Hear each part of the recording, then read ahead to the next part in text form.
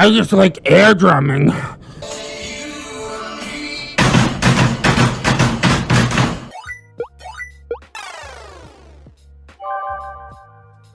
My Tinder date with Drummer Beard. Hello everyone, this is my first time posting in this subreddit. After listening for years to YouTubers reading these stories, shout out to the boys, ReddX, Phone with Failure, Fatal Walter, Moonhorse, Hellfreezer, and r/. One of these things is not like the other. I'll leave the comment section to figure that one out. But each of them does add their own certain je ne sais quoi. Anyways, I love listening to people's experience about neckbeards and nice guys, and I decided to write about my unfortunate interactions with these fine, gentle sirs, who I had the displeasure of sharing a Thai iced tea with. Well, at least the date sounds mercifully short. Here are the players. OP, that's me. Kate, my wonderful coworker.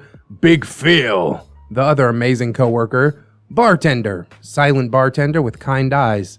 Silent bartender, best bartender. WW, wonderful waitress. And here is our challenger.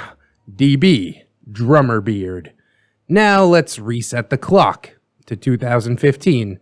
Young me in my early 20s, living in LA, single for the first time in years, lost a bit of weight, 70 pounds, 30 kilos, and I became a bit of a gym rat.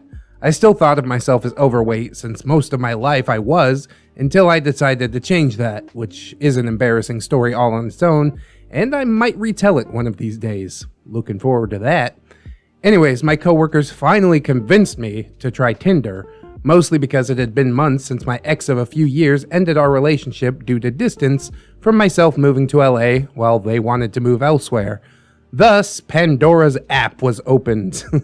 And the events that poured through were so calamitous, so cataclysmic, that Ragnarok itself looked like a walk in the park. Well, not really, but it did make me learn and grow more as a person, which is always a plus. Also, it introduced me to what a nice guy and a neckbeard are, which is not a plus. Now, they gave me some helpful advice on how to set up the profile, you know the type. Standard selfie first, friend photos, beach photos, one photo of me dressed as Frank the Bunny in the end, just kind of for giggles. Drummer Beard was one of my very first dates on the app. We were talking for a few days, texting back and forth, and he seemed like a great guy. Super cute, fit, great taste in music, wicked sense of humor, loved anime, so I thought it was perfect. And I was so wrong. After talking through texting and a phone call, we decided to meet up at Union Station to go to tiny Tokyo. I'd never been there since I lived in Koreatown at the time. Plus all my friends and work was on this side of the city, so I never really ventured out there. It never hurts to try out new things, so I was pretty pumped. I set aside some money for food and drinks, did a killer workout at the gym, had a bowl of greens, and got ready for my date. I wanted to keep it like casual but cute, you know? This was one of my first big dates, so I got dressed up with a nice crop top blouse, high-waisted jeans, and ankle boots. I got there a bit early since I've never been to Union Station, and I didn't want to run late. I waited by the Starbucks for a bit, looking down at my phone. You're never alone with a phone. He was 10 minutes late, but it's alright, I guess. The trains aren't always on time, and I don't work weekends, so I don't mind waiting a bit more. If he didn't show up, I probably would have just gone to get myself a cup of coffee and pick up some boa buns. Oh, how I wish that had been the case. I felt something large and soft hit the back of my body, like a large pillow with the force of a goat ramming a wall. I jumped forward, only to turn around and see him. He looked, well, not like his photos. Catfished. Granted, he was very, very tall, which is what we joked about over the phone. I'm average height and don't care about how tall people can be, since I've met many really attractive men and women shorter than me who were absolute sweethearts. However, he essentially dwarfed me. He was also more than several pounds overweight. I wanted to say about 30 pounds minimum, riddled with acne. His hair was grown out past his shoulders, which would have looked great, I guess, except that it stuck to his face and shoulders like sap. Lastly, his face was peppered with patches and hair like he was trying to grow it out, but just physically couldn't. The patches that were barren of hair had some very large acne pimples. He greeted me, a golden-tinted smile, but his eyes were lit up with joy, like huge and excited.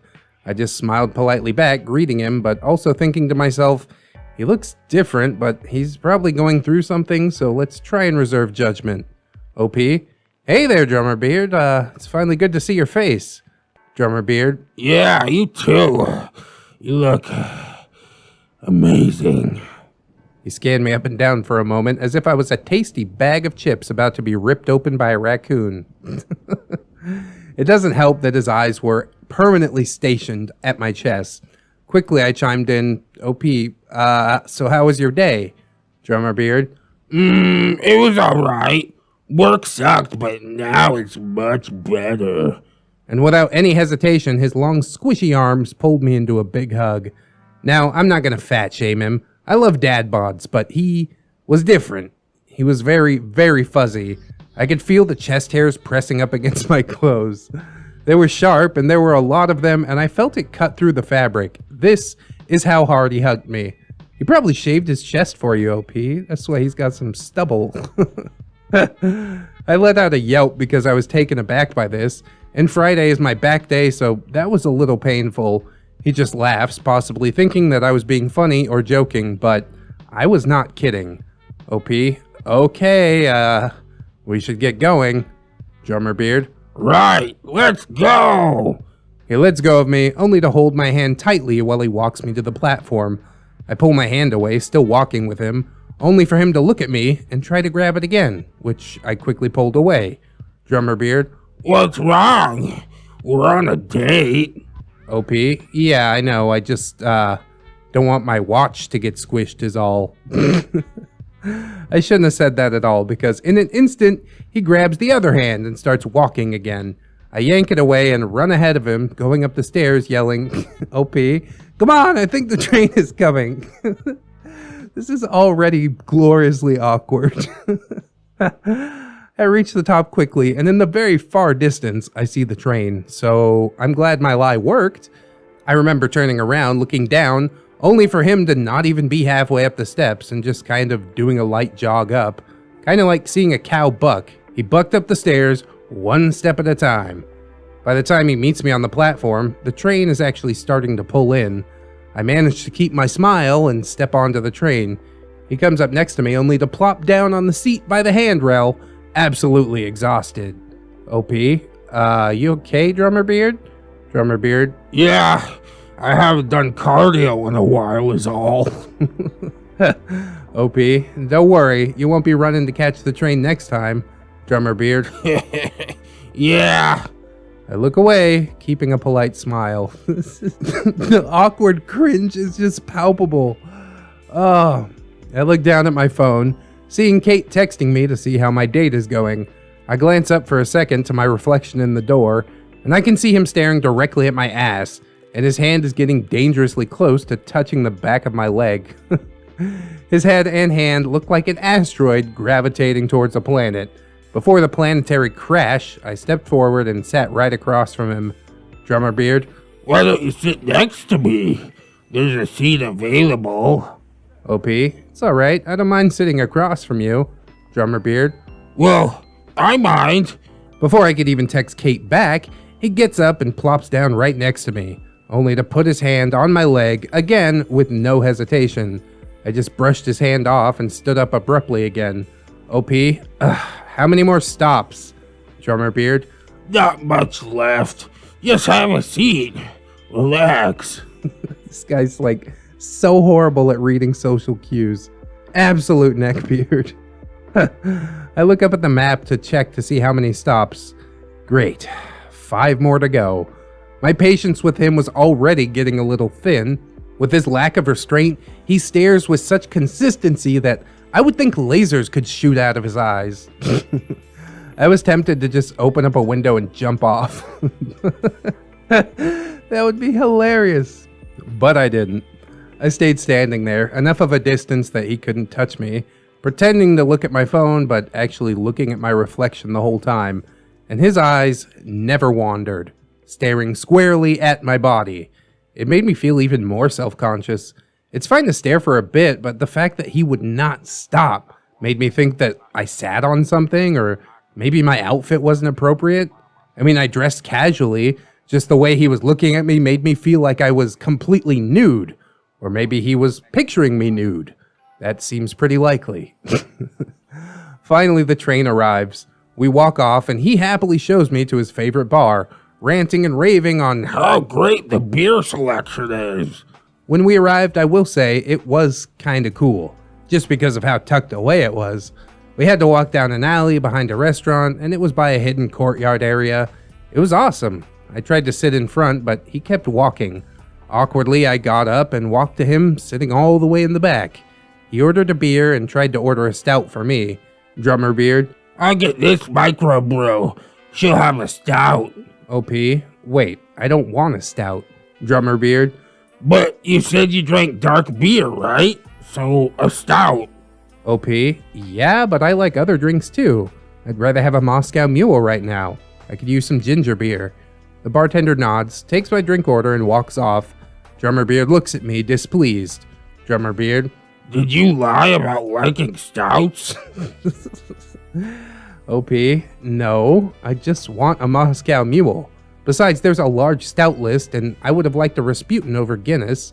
He grumbles next to me loudly, mumbling some words, and all I could pinpoint was poser and wonderful.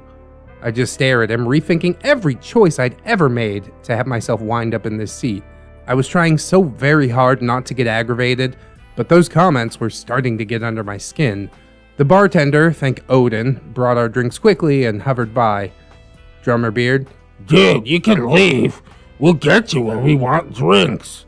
The bartender looks at him and then walks off to the other side of the bar, still keeping us within view but well out of earshot. I had a few sips of my drink while Drummer Beard just slurped, yes, slurped, his yellow microbrew. A song comes on and then he just breaks out in air drumming. Not air guitar, just air drumming. Hence the name, I suppose. Drummer Beard, this is my song! He goes on for a bit, his arms frantically hitting the air like he's trying to punch a cloud of angry wasps. I could just feel myself sinking into my seat while I just stared. OP, I didn't know you play drums? Drummer Beard continues flailing his arms, speaking to me completely out of breath. Drummer Beard, no, I don't drum. I can see why you would think that, but I just like air drumming. It's good for the soul. I just cringe. Even more. Even now. I am still perpetually cringing. I look over at the bar only to see the bartender and another patron just looking at the spectacle that is my date. I took a moment and just kept telling myself, he's just eccentric. It's not a big deal, he's being himself. But the view of this extremely large gelatinous man maniacally hitting the air was truly a sight to see. A sight that even still to this day, I have not managed to forget. The song finally ends and he grabs his cup and practically chugs well more than half of it. I take my little copper cup and just sip it. The regret is really starting to settle in. He then turned to me only to spew about how great beers are and that spirits are terrible for your health. That it's healthier to drink a pint than a shot. I just silently sat listening to his rantings, which caused me to feel more anxious and stress drink. Then the loud sound of my empty cup echoes out of its copper chamber like a trumpet of war, and Drummer Beard listens. He then shouts across the small bar. Drummer Beard, hey, can you get another one? Make it a double. Oh, and give me another one too.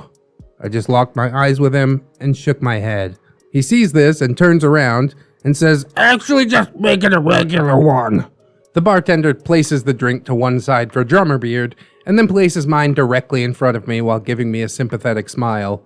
Drummer Beard, oh, thanks. Here, take this. He then proceeds to give the bartender a $50 bill while also flashing his wallet that had many more large bills.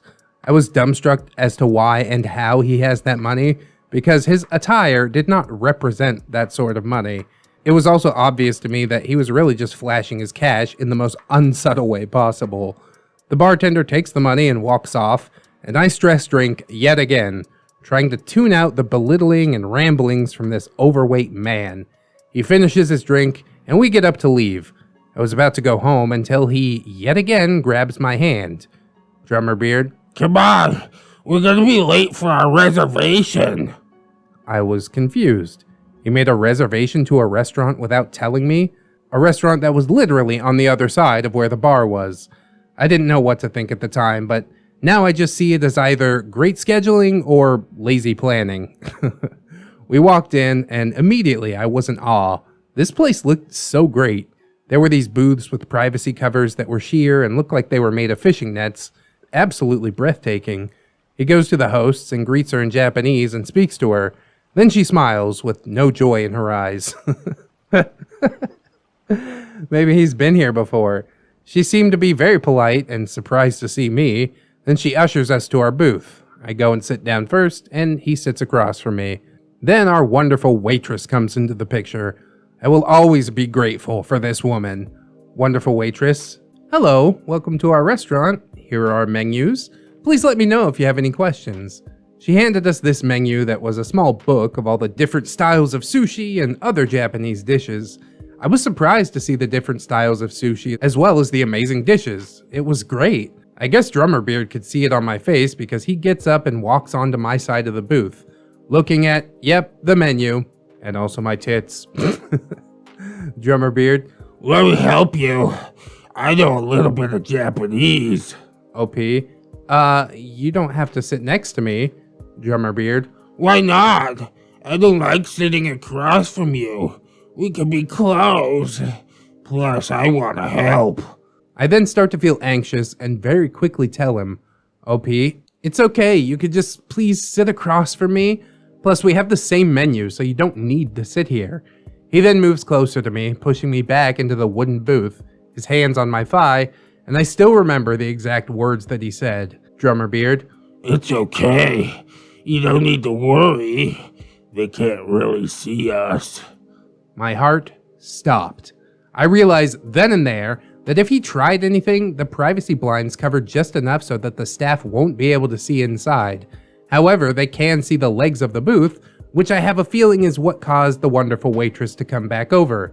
The loud sound of the metal rings clinking up against each other as wonderful waitress rips the curtain open with a very forced smile.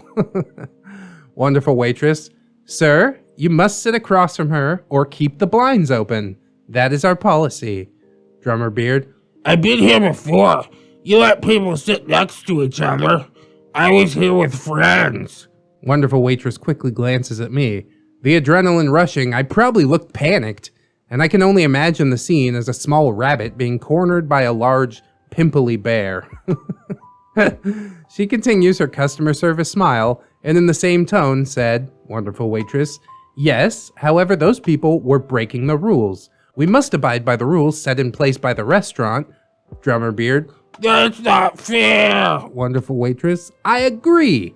But in order to abide by the rules, I will keep this open. Would you please move to the other side? Also, have you already decided on drinks? Someone get this woman a raise.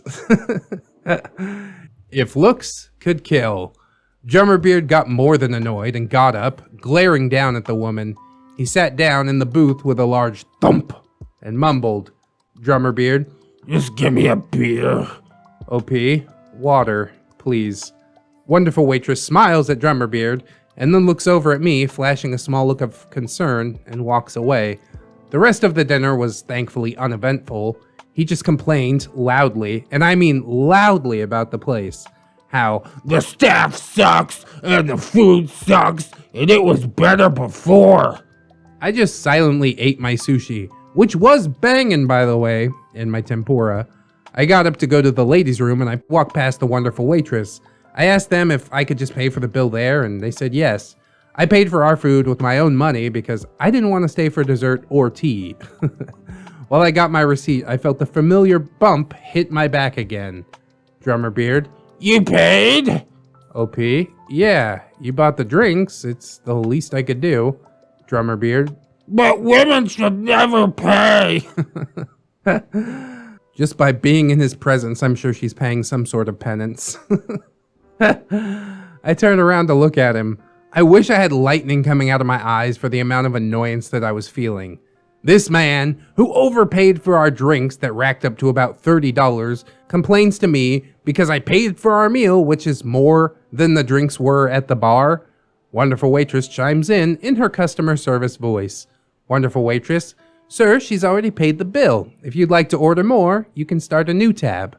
Drummer Beard, Forget it. Let's go.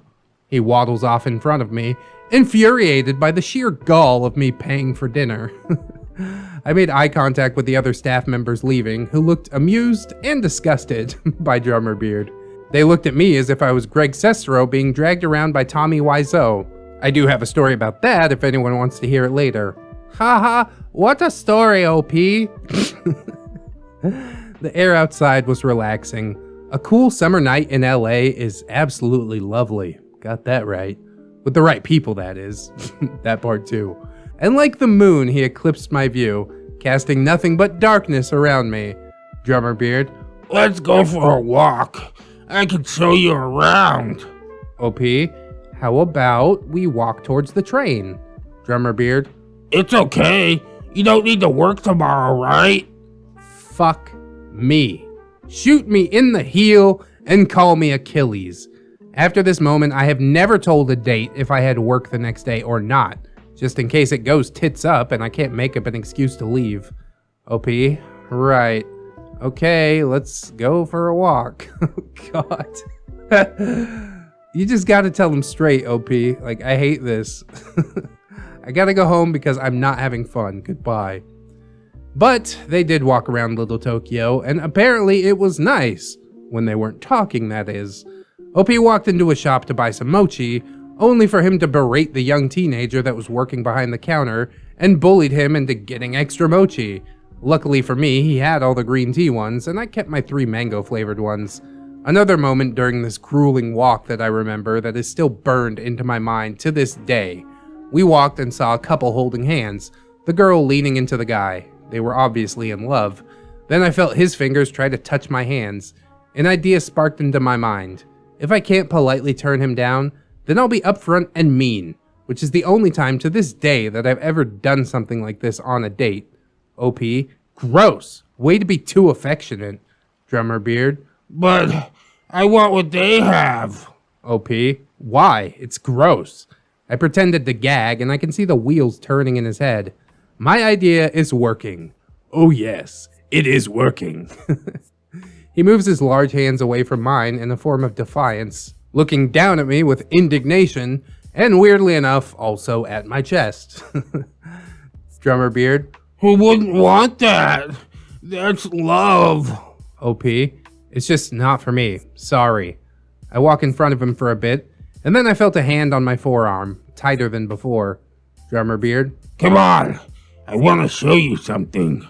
OP, what? Drummer Beard, There's a great alleyway full of art just around here. You'll love it. I then peek around to see him pulling me into a dark alleyway hidden from the street view. This ain't gonna go good. Now at this time, I was still shy and a bit of a pushover. I always gave the benefit of the doubt, but this moment was that moment for me. I saw the alleyway from the street. Normally anything placed with murals or art are lit up at night, right? Not this one apparently. It was dark. Very dark. No lights. And I am not going to risk it at all. I used all of my strength and attempted to rip my arm right out of his grasp, only for him to lock his grip tighter around my wrist. Drummer Beard, Come on. I know you'd like it. OP, no, thank you. I yanked my arm even harder and got my arm out of his gross, grimy grip. He stared at me, perplexed at my defiance. Drummer Beard, Come on. It's nice. OP, no, I'm going to the train. Drummer Beard looks at me in a moment as if searching for the right words. I start to storm off and he waddles right behind me, yelling at me to Slow down. I walk through the park-like area, and he yet again manages to grab my arms. I ripped away at this point out of instinct and turned around to scream, until I looked at his face. His face looked sad.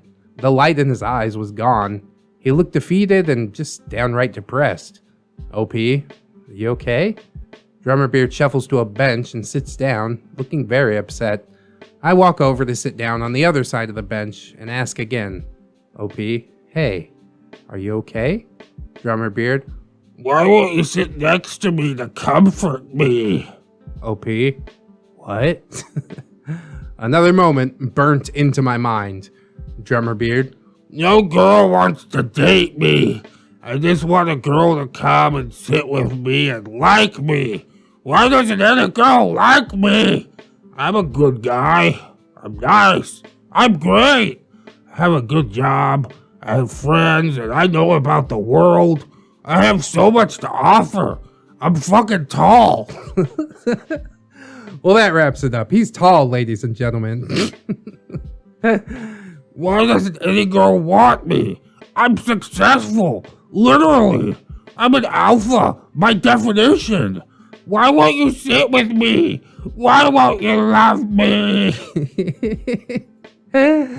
Oh, he's too alpha, bro. In the distance, you can hear a camel letting out its dying gasp as the final straw snapped its spine, killing the beast. I just looked at him with no more sympathy and got up. I stared over at him and forced another smile. This time, my voice was not in its normal tone, but a bit colder. OP, I know it's hard to feel like this, trust me, but you need to realize that maybe there is a person out there for you, but you won't find them until you work on yourself. Make yourself happy first. So please stop beating yourself up about things you can't control and take charge on what you can. And with that, he got up and grabbed my arm. Again. Instantly, I pulled away and jumped back. Instead of saying anything, I just kept walking straight towards the train, and my walking was quicker than his waddling pace. I got to the platform and desperately waited for my train to come. Lucky for me, he went in the opposite direction so I wouldn't have to share the same car. My train came while he got on the platform. Drummer Beard. OP! OP? Yes, Drummer Beard. Drummer Beard looks at me, panting, and takes a deep breath. Drummer Beard. I think you need to give me another chance. I'm gonna take charge of my life like you said. So, OP, can you join me in my journey? Can I see you again? He then, again, grabs both of my hands and tries to pull me in. I just yank backwards and step onto the train, with the doors closing in front of me. The train pulled away and I immediately sat down and took a deep breath, looking at the mango mochi that was in my purse. I picked up my phone and called my friends, who were more than sympathetic. I explained everything in detail that had happened, and they were so grossed out. Big Phil even recommended getting rid of video games and anime in my bio, which I promptly did. Yeah, bro, that's like catnip for neckbeards. I went home, picked up a much-needed Thai iced tea from my favorite place, California Donuts. I honestly still miss that place every day. This place does end up being my post-date location most of the time. Walking to my apartment, I look back at my phone to see a barrage of text messages and missed calls going from Drummer Beard. I'm sorry. Please talk to me. Answer me, please. Answer me. Fuck you. Fuck you, you mixed cunt. I only swiped on you because I feel bad. Whoa, bad word. Mixed trash. Answer me, bitch. Hello? I'm sorry. I didn't mean to send that. I was upset. Please just give me a call. What the fuck? He's a madman. By the time I finished my drink, I had several voicemails and missed calls. I promptly blocked him, ate my mochi, took a shower, a nice, long shower, had another bowl of mixed greens to decompress from the shit show that was my date with Drummer Beard. This was one of the worst dates that I have ever gone on, but it wasn't the last. If you're interested, I can mention other neckbeards from my Tinder roulette and some nice guys that I'd met. Yeah, please do, OP. TLDR. Also, here's the Tommy Wiseau story. I saw Tommy Wiseau and Greg Sestero in London during a screening of The Room. There was an opportunity to ask questions. Several people went up and asked questions on filming or the story, and then I got up to the mic and I asked, in the film, Johnny's achieved getting the American dream. Do you think you guys have reached the same level of attaining the American dream? Tommy just stared back at me with his black sunglasses and said, "That's a weird question." And then no answer. He's such a weird guy. I look over at Greg, who seemed to have been thinking of an answer. Slowly, he put the microphone up to his face and said, in an upside down way.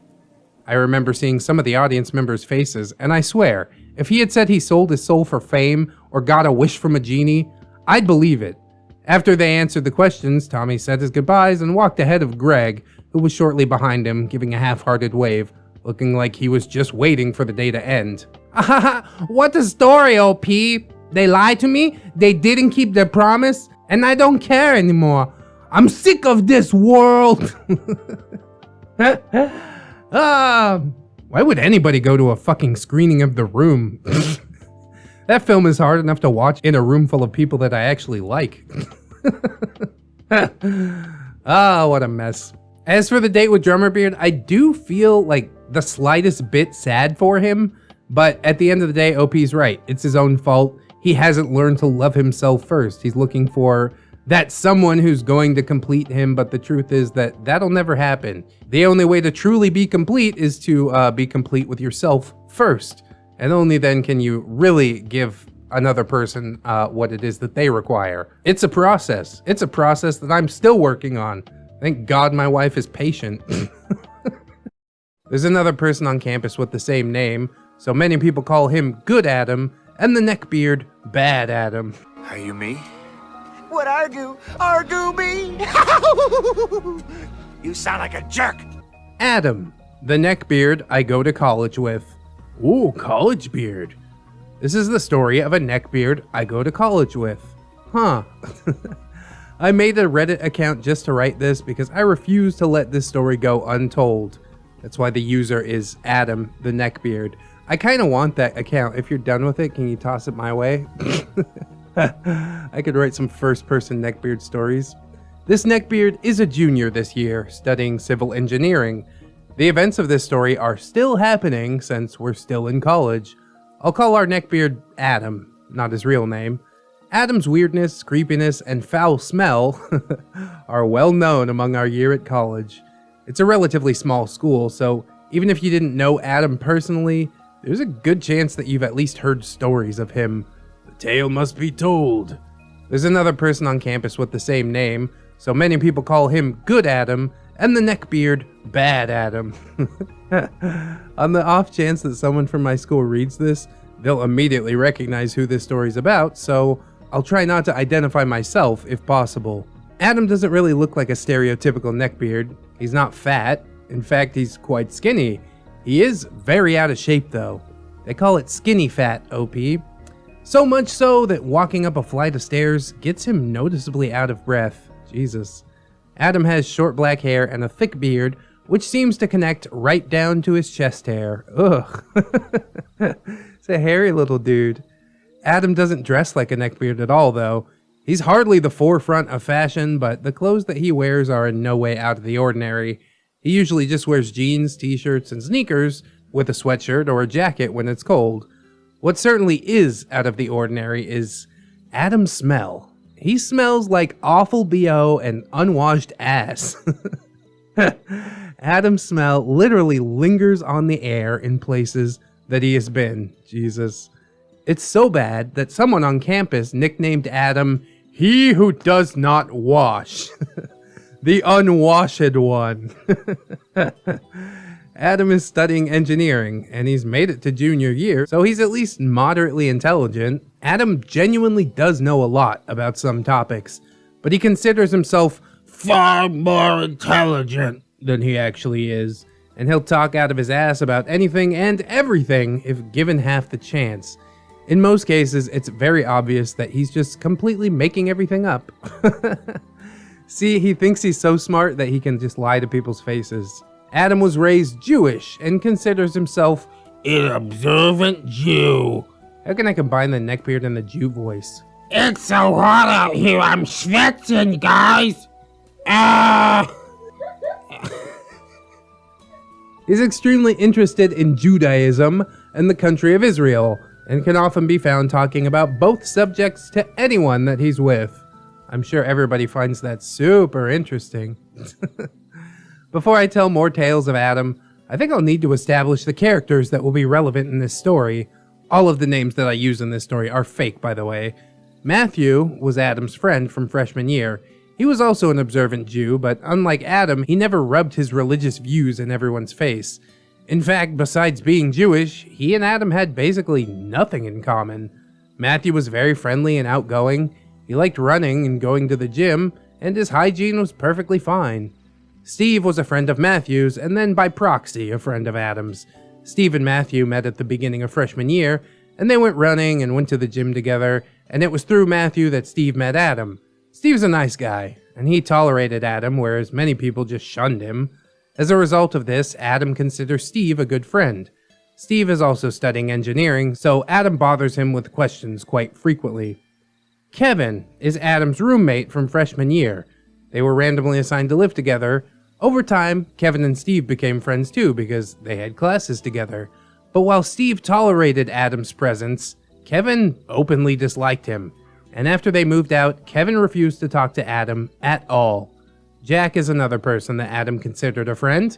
He and Adam met because they had classes together, which seems to be how Adam meets most people. He made the same mistake that Steve did, and tolerated Adam just enough to make Adam Consider him a friend. When Steve wasn't available, Adam turned his annoying attention to Jack. That's quite a few characters. Let's see how many of them I remember. First, Adam is shockingly socially inept. Some people around the school theorize that he has mild autism. I'm not at all a psychologist, but I personally don't believe that he does. Adam is remarkably bad at interacting with other people, that's for sure, but he has none of the other typical symptoms of autism. I believe he's just very strange and lives in his own bubble of reality. I should also note that although Adam is very creepy, I believe he doesn't actually have any malicious intent. He's just awful at social interactions. Here are some highlights. Yay, highlights! Adam likes to take long walks at night. Along these walks, if Adam sees someone he remotely knows, he will follow that person and bother them until they get to wherever they're going. People, especially girls, are very uncomfortable having this creepy, smelly homunculus appear out of the darkness and just follow them around. Is he at least making conversation or something on the way, or he's just stalking? That's literally the definition of stalking. God. Adam is unable to comprehend when a group of people is splitting apart. One time, Adam was bothering a person named Nick. Nick was walking back to his dorm, and Adam followed him. Nick opened the door and said, "See you later, Adam," and walked into his room. Adam followed Nick into his room and continued bothering him. Nick had to say, "Get out of my room, Adam," before he finally got the hint. Wow. As an observant Jew, Adam gets all his meals at the kosher counter in the cafeteria. Adam can often be found standing at the kosher counter trying to have a conversation with the people working there, even though there are other people waiting in line and these people are trying to work. Fits in with his social ineptitude, I suppose. One time, Adam was in the library looking for a girl named Emily, who he said was his math tutor. He found Steve, and Adam asked Steve if he had seen Emily. Steve had no idea who Emily was and asked Adam what she looked like. The only description that Adam provided Steve was that Emily was really hot, like easily an 8.5. And she looked like a dancer. And that's when Steve should have said, "Okay, cool story, bro. Like, what fucking color hair does she have?" Let's just start there. Jesus. He identifies people as numbers, I guess. One time, while out with a group of people, a girl said she was going back to her dorm, and Adam called out to her, "You walk into your dorm alone at night? Have fun getting raped."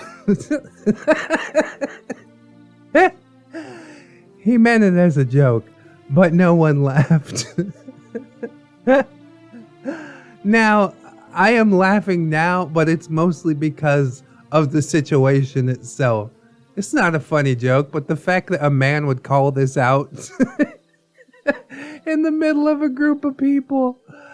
Oh, God. What a specimen. One time, Steve was sitting with several people at the university cafeteria. Adam approached him and with no introduction asked, Did you fuck any hot girls lately? Steve looked confused for a second and just said, yes. Then Adam grinned and said, Nice. and walked away. Oh, Adam, he's the fun sort of weirdo, isn't he? Speaking of girls, Adam really wants a girlfriend, but girls are, of course, repulsed by his smell, weirdness, and general creepiness.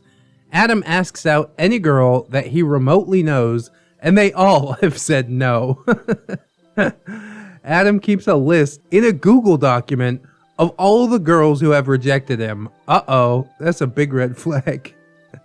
I know that this wasn't like a hit list or anything like that, but it's still really creepy though. How do you know it's not a hit list just because it doesn't say hit list at the top? Bruh. Why else would he keep the list? That's creep mode. He's a weird guy. He is a weird guy. Remember how I mentioned that Adam was Jewish? Well, here are some stories involving his religious views and views about Israel. Oh, this should be rich. Adam fully supports Israel and has a fierce hatred for Palestinians. On one occasion, he talked about how sex before marriage is prohibited in Judaism, but it would be okay to have sex with Palestinians because they don't count as people. Yes, he actually said this. Jesus. Big yikes, dude. What is going on? Adam sometimes talks about how hot Israeli army women are and says that American army women are always really ugly. Well, I respectfully disagree on that front. I met some baddies in the army. Adam visited Israel once, and he talks about it all the time. It might be interesting to hear about if he just said it once, but he talks about it all the time. Adam said that he really wanted to move to Israel, and everyone encouraged him to do so, if for no other reason than they wouldn't have to deal with him anymore. Matthew had been talking about moving to Israel all freshman year, and when the year was over, he actually did it. Adam was upset that A, he lost his one real friend, and B, Matthew was now fucking all the hot Israeli army women. And C, he was just plain jealous of Matthew for having accomplished something that Adam wanted to do. See, but you could totally do it. Throw all your fucking belongings in a sack and buy a plane ticket. Just grab your balls and hope for the best, dude. Like, sometimes that's what you've got to do to get out.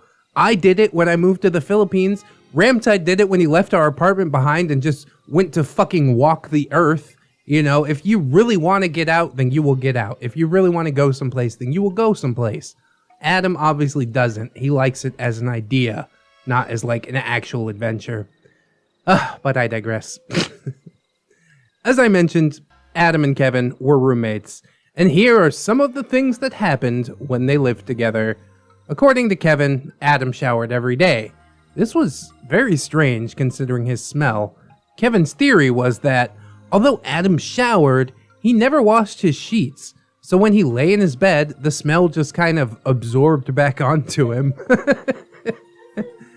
It's really creepy. I don't know how much sense that makes, but it's as good a theory as any, I suppose. Wifey just confirmed it, so yeah, I'd say that's valid. On the topic of smell, Adam's room smelled awful.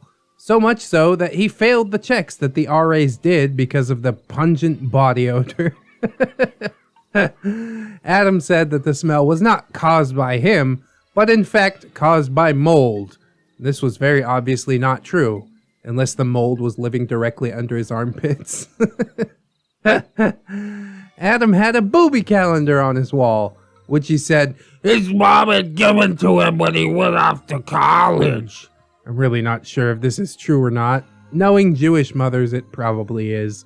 Lying about your mother giving you a booby calendar is just as weird as your mom actually giving you a booby calendar. I wonder if he gets a new one every year for Hanukkah. Adam had a major crush on a girl named Sarah. He invited her over to his room and she reluctantly agreed. Oh God, Sarah, why? Adam wanted Sarah to sit on his bed with him, but she instead sat on Kevin's bed while Kevin was sitting at his desk. and she refused to move to Adam's side of the room. Sarah later became Matthew's girlfriend, much to Adam's dismay. Oh, he got swooped. Kevin told the story of the one time that Adam rolled over in the middle of the night, so he was facing away from Kevin's side of the room. And Kevin said that he saw a huge brown stain on the back of Adam's previously white underwear. Sophomore year, Adam was friends with a guy named Jason. Halfway through the first semester, at a party in fact, Steve and Kevin talked with Jason and convinced him to get a new roommate. How Kevin lasted a whole year with Adam, we may never know. As part of the process, the resident director of the dorm called Steve to her office to talk about Adam. Steve told the resident director about Adam's hygiene, social ineptitude, and the list. The very ominous list. Jason found a new room to move to, and the school board approved the move after talking with Steve. Jason didn't tell Adam that he was moving out, though.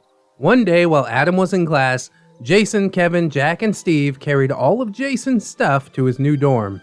Adam came back and suddenly found that Jason was gone. Adam is also a pathological liar.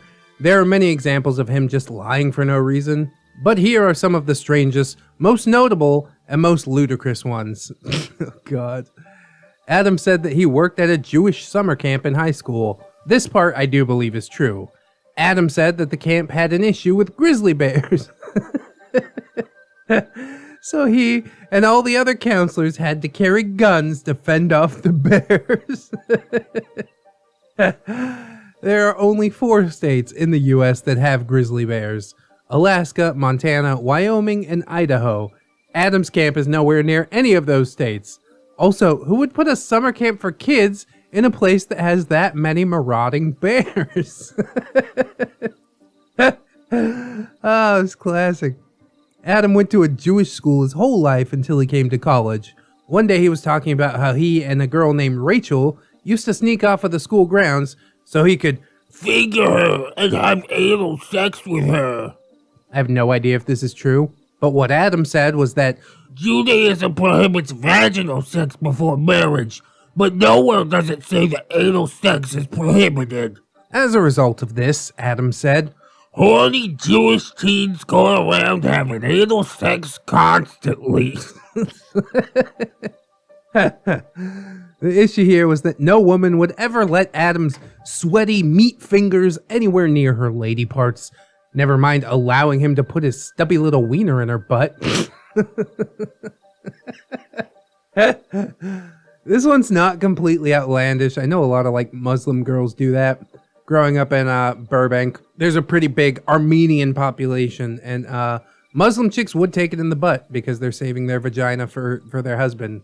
So don't quote me on that. Never been there, but I heard about it. And if you hear something 100 times, it must be true, right? Adam also said that his dad was the CFO of UPS. The CFO of UPS is a guy named Richard Peretz, and he was certainly not Adam's father. When called out on his BS, Adam changed his story to that his dad works at UPS. Okay, that I find believable. Don't lie about a Googleable fact, man. One day, when someone commented on how sweaty he looked, Adam justified his sweating by saying, He had just finished running 6 miles.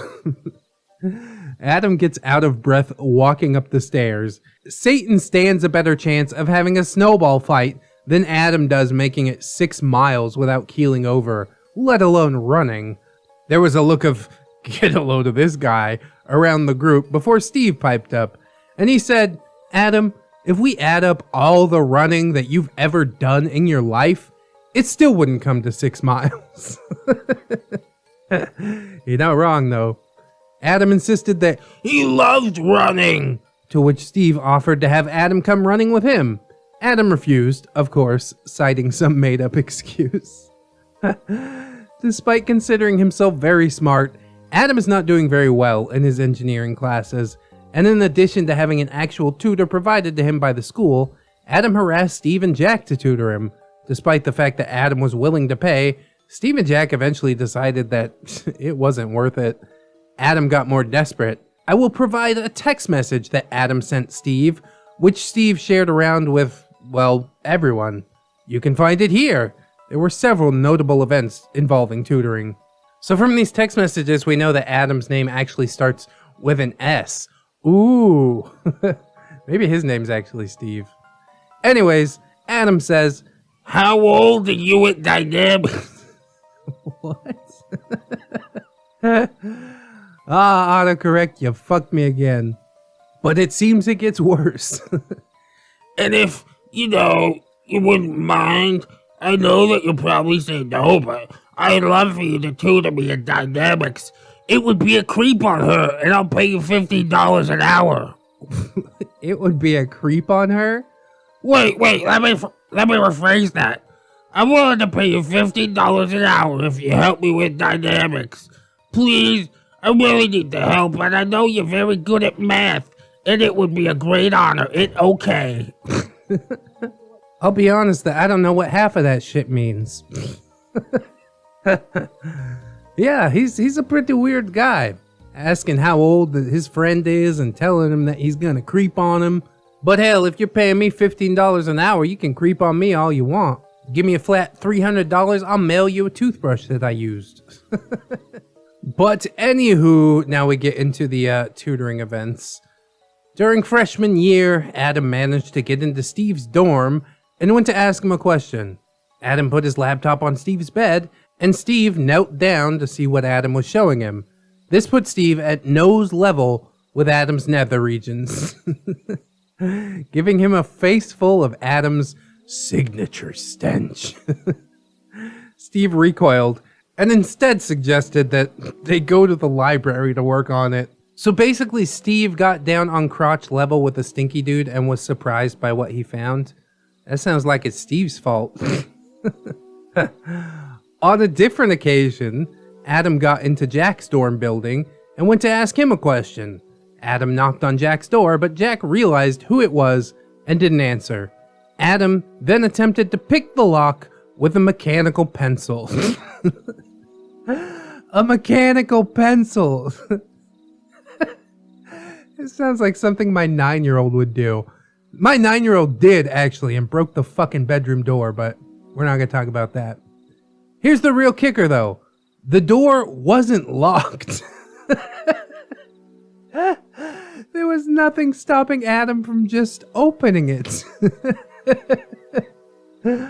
Oh, that's so good.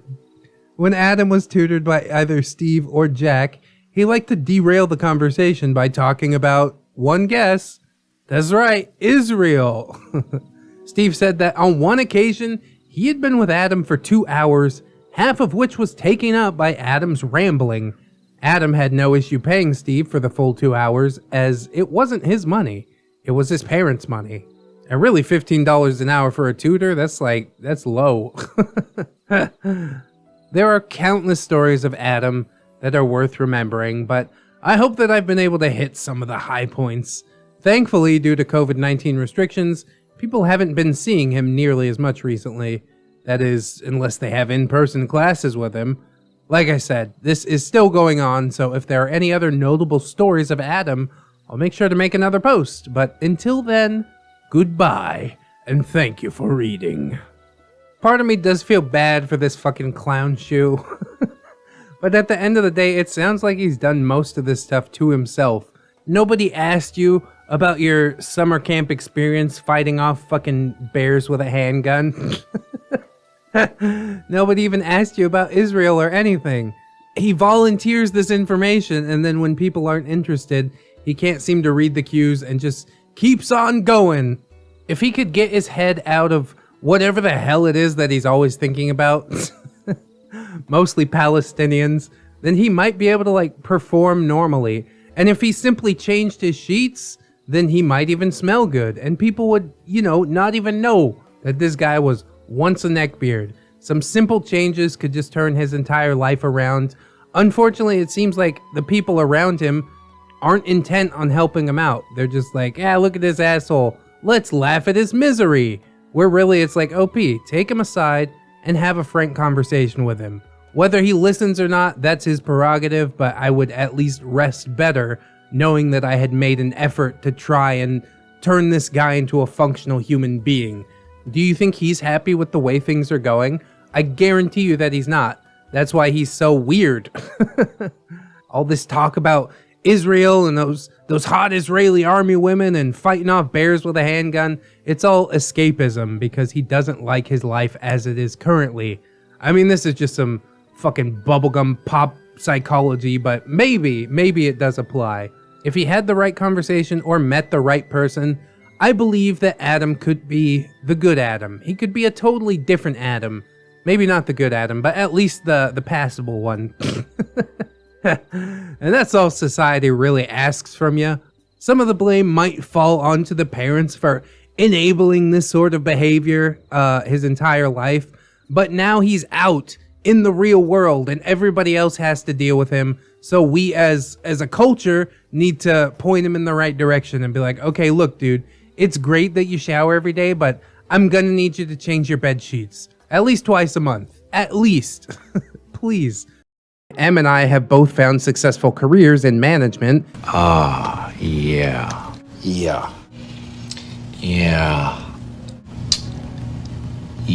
Roman Greco knife fights. I had to read this one just because of the title. That sounds badass. This happened years ago, and I've been hesitant to post it online due to how specific the characters and the situation described are. But after some consideration, I feel like if anybody could tie the story back to something IRL, it would be me telling them, and I'm fine with that. End run on. Okay? Thanks for sharing, OP. I went to a school a little bit older than most people. Because of that, I opted out of university dorms in favor of private student housing, which was popping up all over campus. The place I chose, unbeknownst to me at the time of signing, was known for its excessive party culture. I walked into the gym the first Sunday I was there and discovered empties, clothing, and furniture strewn about the common area near the volleyball court and the pool. Sounds like a living hell to me, but I guess as long as you're okay with it.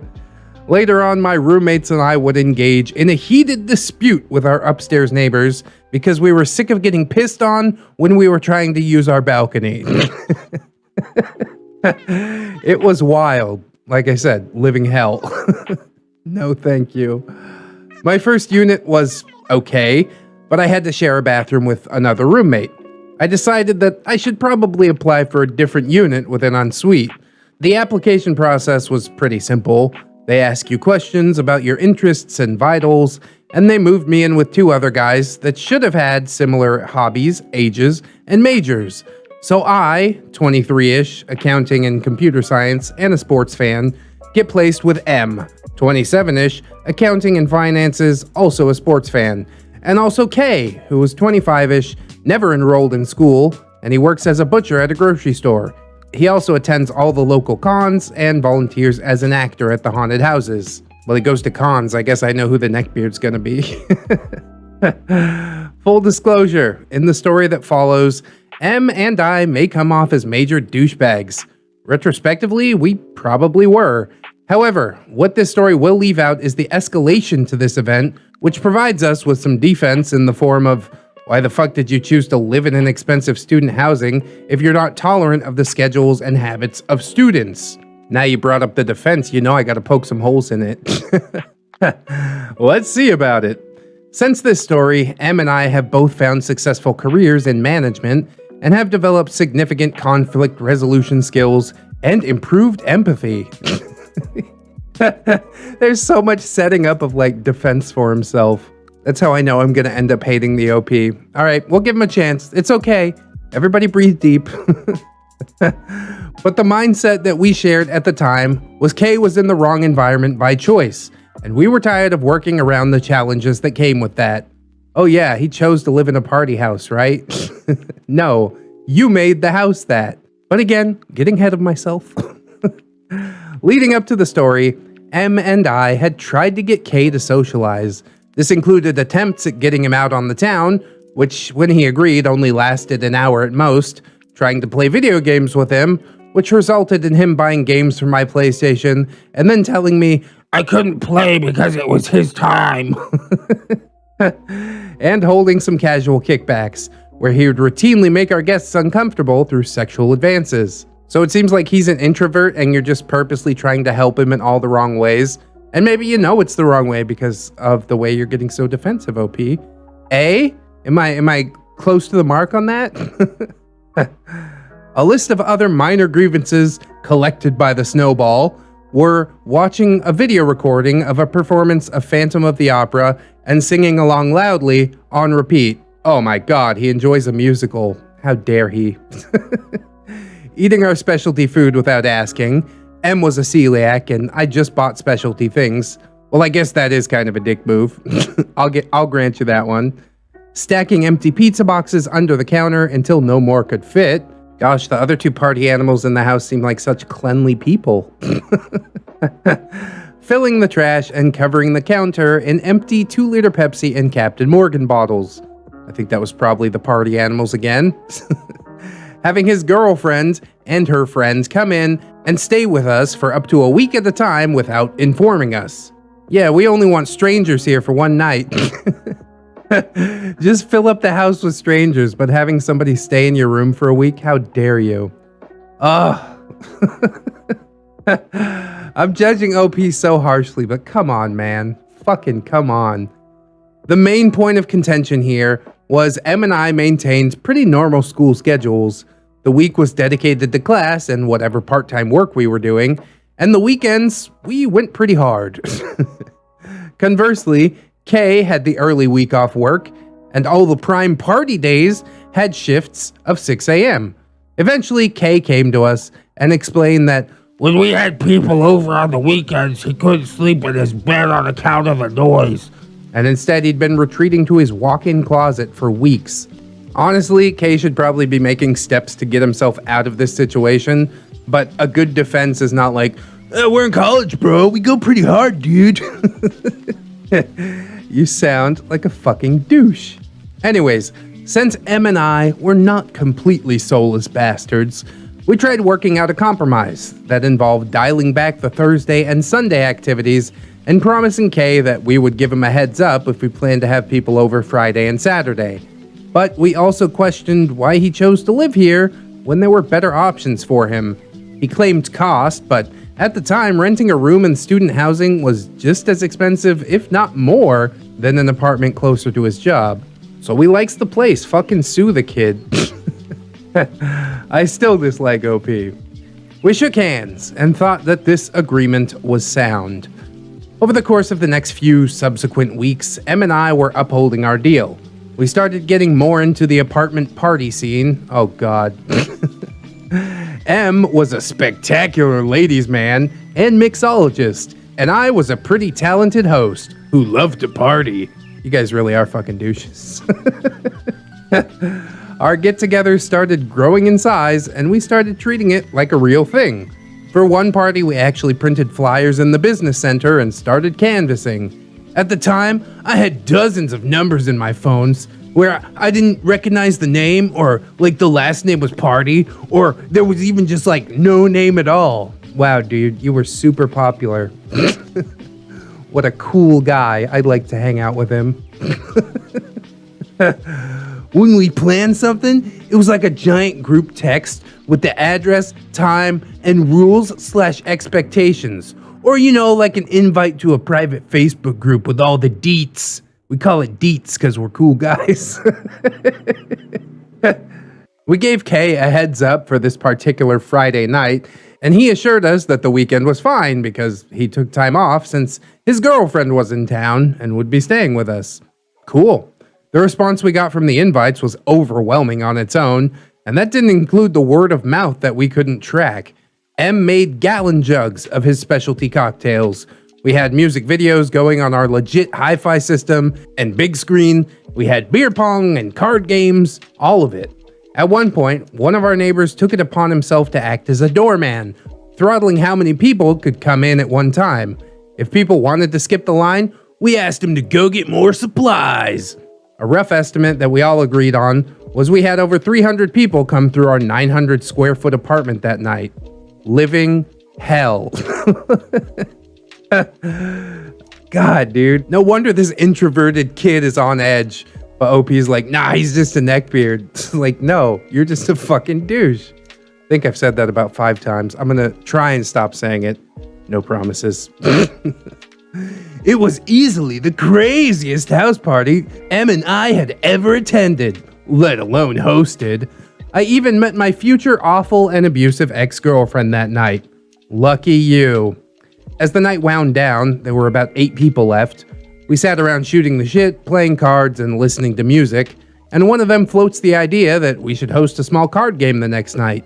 Nothing huge, just the crew that was there at the end.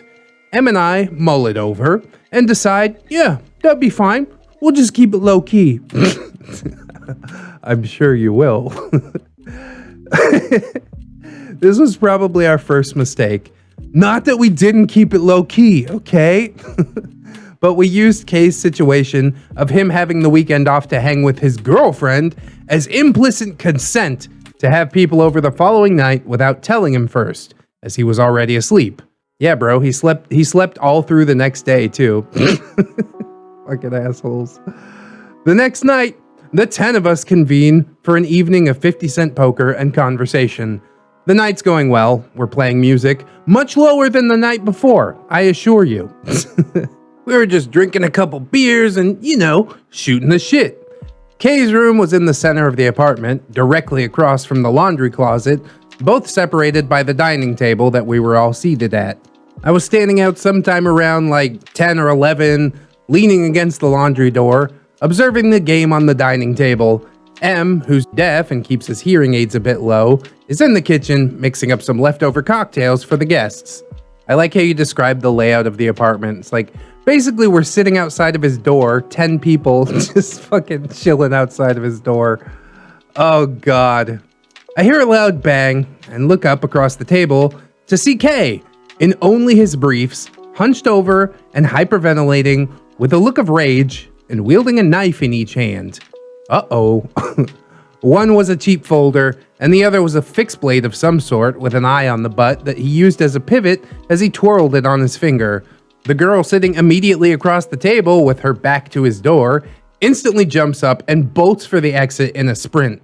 Kay snarls, Turn that shit the fuck down! I respond calmly, Kay, I would be happy to turn down the music, but can you please put down the fucking knives? This is a bit much. I got no response. Kay, what you're doing right now constitutes assault.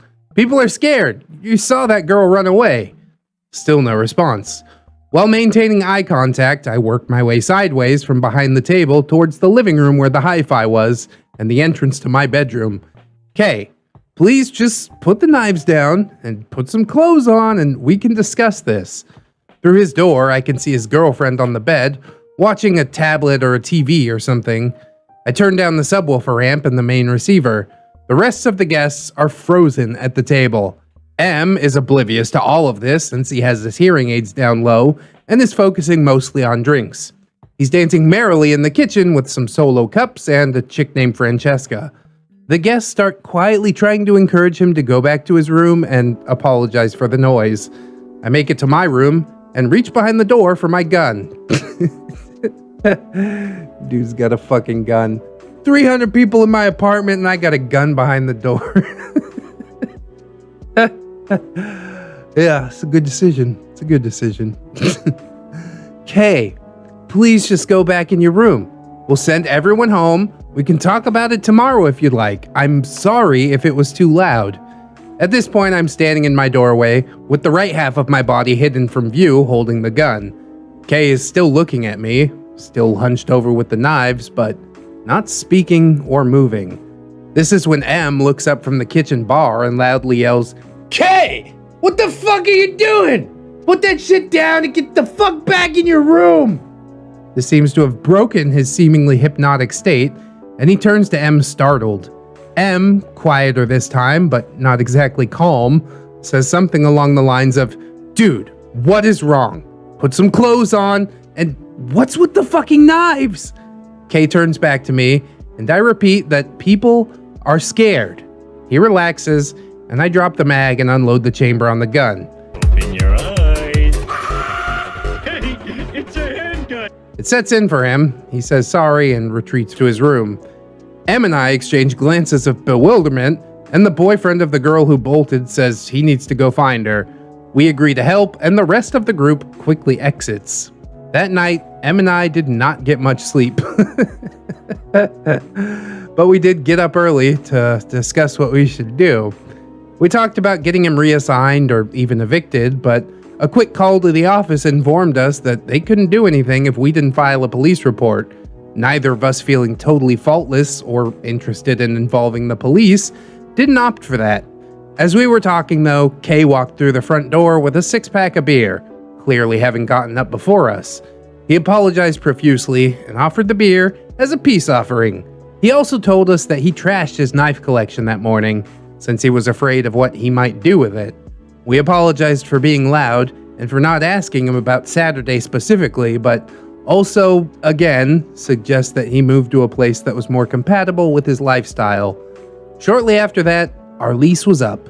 Em graduated and moved a few towns over for work. Kay left student housing and decided to move in with known entities, but stayed at the complex. I couldn't figure out a way to fit into the story what makes this a story for r/NeckbeardStories, but basically all of the little stories about Kay leading up to this is what made me think it fits. If there's anything I can clear up, let me know. I'm not gonna say that threatening people with a knife is like a good thing to do at any point, but it did achieve the desired results. Shut the fuck up, turn that shit down, and everybody's like, okay, music's off, let's all leave. It is kind of weird because, like, I guess he didn't have to work or whatever the next day, but this has obviously been building for a very, very long time.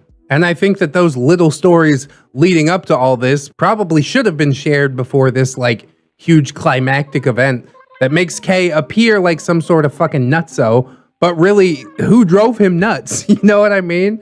It's pretty obvious that you guys are just making his life a living hell. He sleeps in a fucking closet, okay?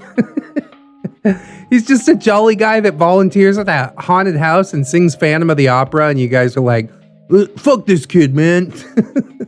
Let's throw another party. You know he's got to work tomorrow. Like, you could be understanding. You don't have to be the one to host all the parties, do you? Now, I might be jumping to Kay's defense mostly because I am a fellow introvert. You know, if I have like even just 2 or 3 extra people at the house, my anxiety fucking shoots up. I'm like, please don't come in. Don't touch any of my things. Like, I need to know where you are at all times. I need to have control of the situation. And, you know, he doesn't feel like he has control of his own living situation, which is absolutely insane. He pays his rent. You guys are supposed to be his roommate. I understand that you tried to work it out and hold up your end of the deal like a stand-up guy, but obviously you didn't hold up your fucking end of the deal, did ya? We're just a couple of bros who like drinking and sports ball. Fuck that neckbeard who goes to conventions. Like, dude, Kay seems like a perfectly nice and normal dude, and I think that OP essentially drove him to this, you know? And then wants to paint the picture like, look at this crazy guy. There's much more to this story than meets the eye. I definitely know where I would place the blame for this situation unfolding, and I'll tell you right goddamn now that it ain't on Kay's shoulders, okay? And then I just find it so rich that he's like, yeah, you know, me and this dude are managers now, and we've got conflict resolution skills, and we're really empathetic. Like, you are exactly the type of person that I would expect to be a middle manager. Oh, tell me about all your time watching sports ball and being cool in college. That's what I care about. God. I might have gone a little hard on OP in this one. I'm sure some people will have my head in the comments, but like, come on, dude. OP clearly admits faults, tries to build up his defense right at the beginning, and won't apologize for any of what happened at the end of the day. I said I wouldn't say it again, but I'm gonna say it one more time. What a fucking douche. Now I'm going to breathe deep. We need to blow some of that steam off because we got Moonhorse coming in here in just a minute. And he's going to calm us down with his soothing voice and everything's going to be okay. I promise. So let's go ahead and jump into the next story. Let's all welcome back user Pajama Paladin. She did the inflation beard story, which I will leave a link to in the description if you'd like to listen to it. And the OP will be voiced by the one and only Moonhorse. So big you're welcome there. Because she came and said hi to me in my subreddit there, so I wanted to bestow upon her a little bit of honor. Anyways, gatekeeping neckbeard tries to get a pity hookup. Ooh, sounds about par for the course. Through this subreddit, I have learned that I possibly classify as beard bait. I'm a game developer, visual effects artist, who loves cartoons and anime alike. I've been casually playing D&D, and I count myself blessed to have not dealt with the nasty scenarios that some poor souls have with that game. I've also picked up the hobby of cosplaying during lockdown. It's been a great way to challenge myself with fashion choices and makeup and hairstyling. With all of the listed above, and me being a woman in an industry dominated by men, it's fair to say that I'm the target of many a hot and bothered or hot-headed neckbeard. I'm still a rookie with dating and relationships, but my first dating experience was more or less unsavory. I use a lot of things that happened to learn and grow from to this day, and now I know better about particular red flags and what specifically to avoid. Back then, though, I didn't know better. This took place the same summer that the inflation beard story took place. I had not been dating or in any relationship up until this point. Relationships at my grade school days had a flair for the dramatic, and the men in high school were going through that Duck Dynasty phase. That didn't interest me at all. That is unfortunate. Oh, mess up number one of many in this story. I made a Plenty of Fish account. I lived in a retirement community. I was bored out of my mind. It was either Plenty of Fish or jumping in the canal in the backyard and becoming buddies with the gators. Looking back, that probably would have been the better option. Gators are kind. Now, due to Plenty of Fish being a free platform, there is no shortage of freaks and creeps on it. And with gamer/artist in my profile, I was definitely getting the more obscure ones. One of them actually managed to break through and ask me out on a date. The only difference between this man and the others was that he did not open up with, I'm a nice guy. or Does the carpet match the drapes? my standards were that low back then. I agreed to let him take me out to dinner nearby at a tiki bar by the beach. Ooh, fancy. He arrived in his truck and actually had a large white teddy bear as a gift for me. He was a fairly attractive person, like a solid 7 out of 10 by Florida standards. Like a 3-4 out of 10 by California standards, I guess. He was by no means gussied up for this date, and in my defense, I wasn't much of a looker myself. We get sat down at the table, and the waving of red flags commences. Usually when my date learns that I'm in game development, the dreaded question comes up. So, what games do you play? On one hand, I hate being asked this question because, as a girl, there's really no right answer to it. On the other hand, though, there's nothing more revealing in a man than their taste in video games. Uh-oh. I'm gonna keep my head low on that one. Sure enough, the question comes up. Let's call this charmer Gatebeard, and you will understand why soon enough. Our cast, GB, Gatebeard, and PP, OP, voiced by Moonhorse. Gatebeard. So, what games do you play? OP. I've actually been into horror games lately. Gatebeard. Oh, really? What kind? PP.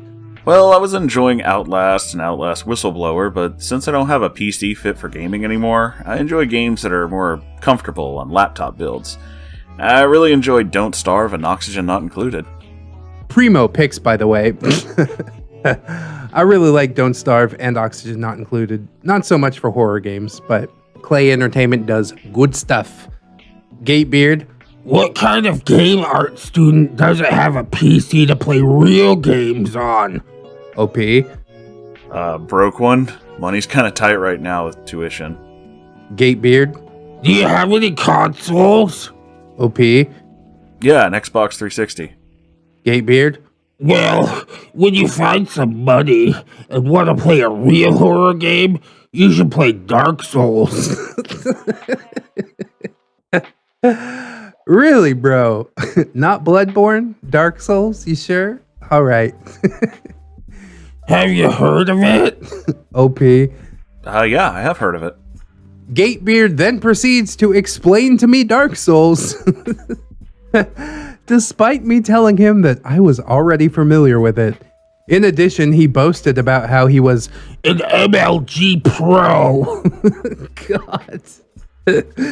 That's good cringe. And how refined his taste in video games were. Can you guess what he played?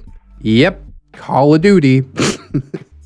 To which I got another dosage of mansplaining on what a Rudy Tooty Shooty game is and how Call of Duty is The only real game left nowadays. oh God. I hate to gatekeep anything lest I become a gatebeard myself, but bro, Call of Duty for real? This in and of itself was a red flag big enough to where nowadays I probably wouldn't even finish the meal. However, I was just happy that someone was even remotely interested in me enough to go on a date. I could swallow my pride back then, even though I really shouldn't have. The dinner was followed with a romantic walk on the beach. Well, about as romantic as it could get, I guess. He was sharing some nice compliments, to which I mutually said he was being adorable. However, that got a reaction out of him. Gatebeard, Don't do that.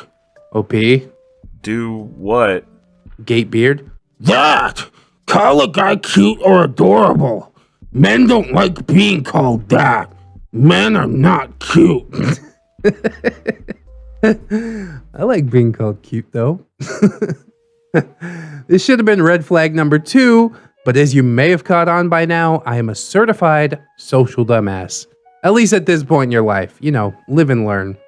The date ended with a kiss, which that in and of itself was not bad, and he dropped me off at home, safe and sound.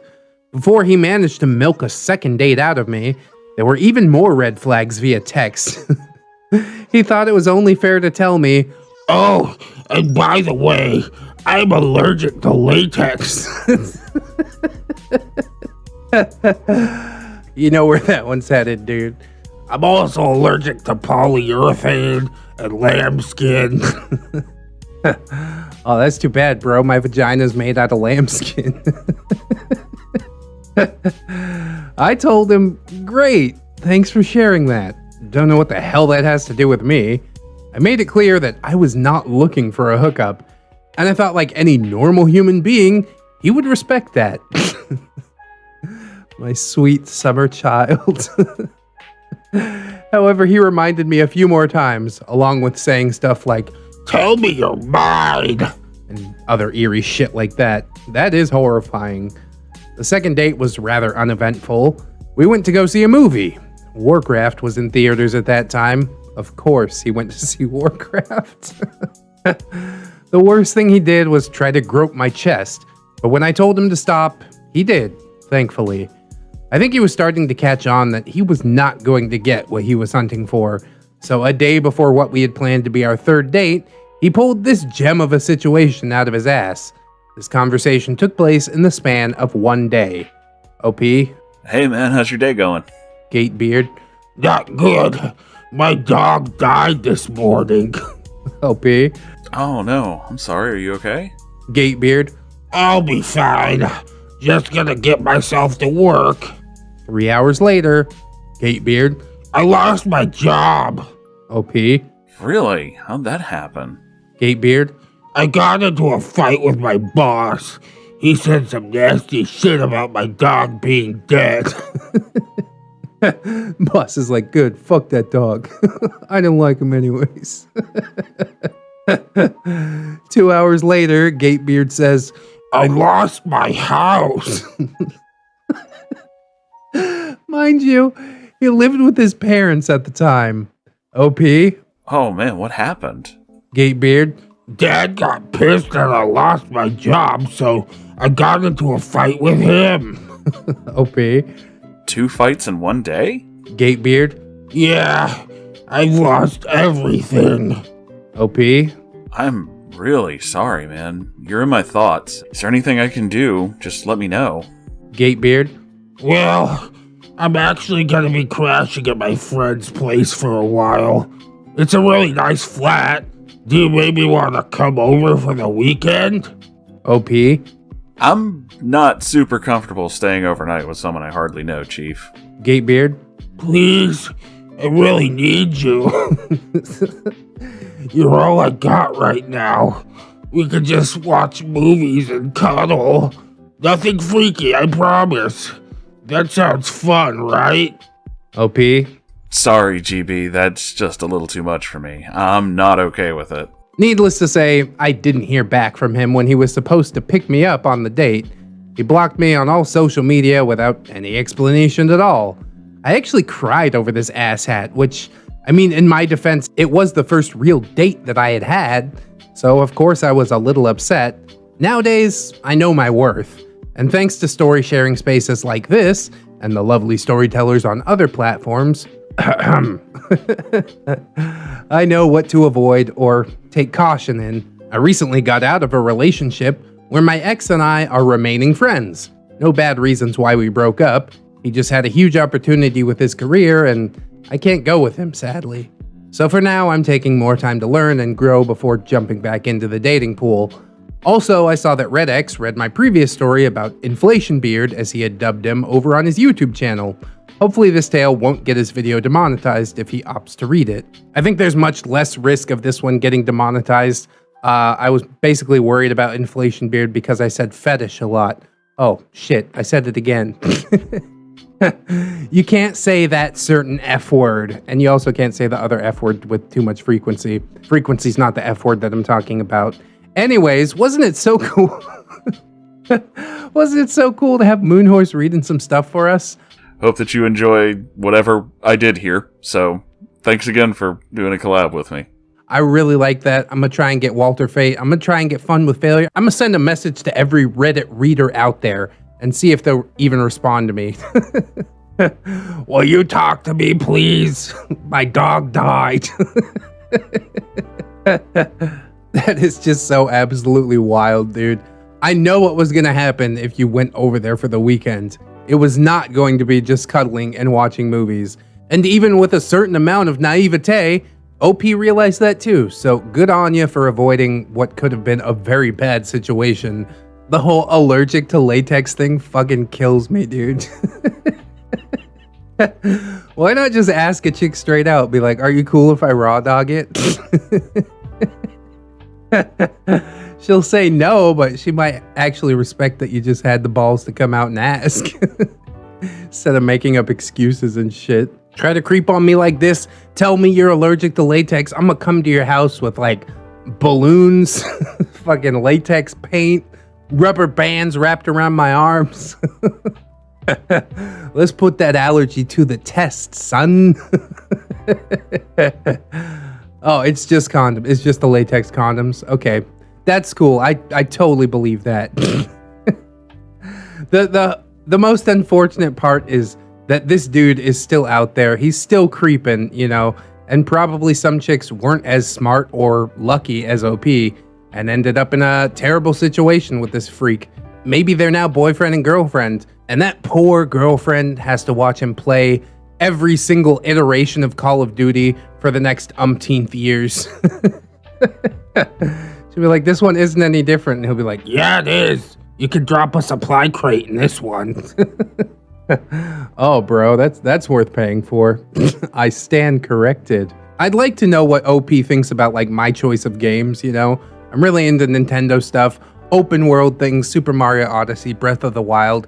Been playing a lot of Animal Crossing, Wilmot's Warehouse, Hollow Knight, Shovel Knight, all the Knight games. I really like platforming stuff. Just simple games that you can sit down, play for a little bit, have some fun, then shut it off and go back to work on your YouTube.